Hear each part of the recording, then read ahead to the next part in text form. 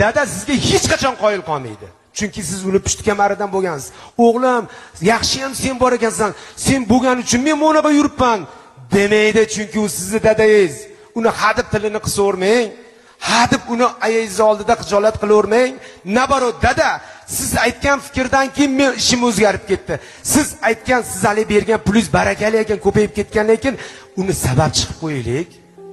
Dadani sabab chiqib qo'yaylik. Dada, agar siz bo'lmaganingizda o'sha ish bo'lmasdi deb dadangiz tili uzunroq bo'lib tursin.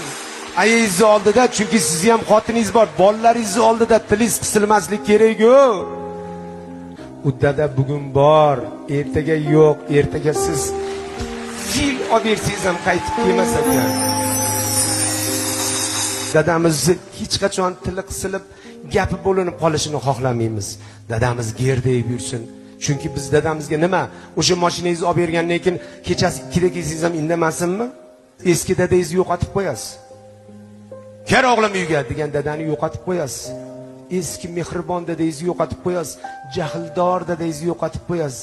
Chunki ha qo'y endi ishlayapti deydi. He, qayerda ishlayapsiz o'zi? Nimani qo'ylatib qo'yapsiz o'zi? Siz sababchisiz xolos. Allohning lashkarisiz xolos.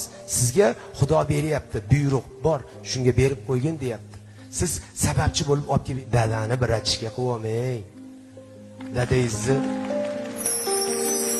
xohlagan ishimni qilsam dadamga bitta mashina olib berib, eski dadangizni yo'qotib qo'yasiz.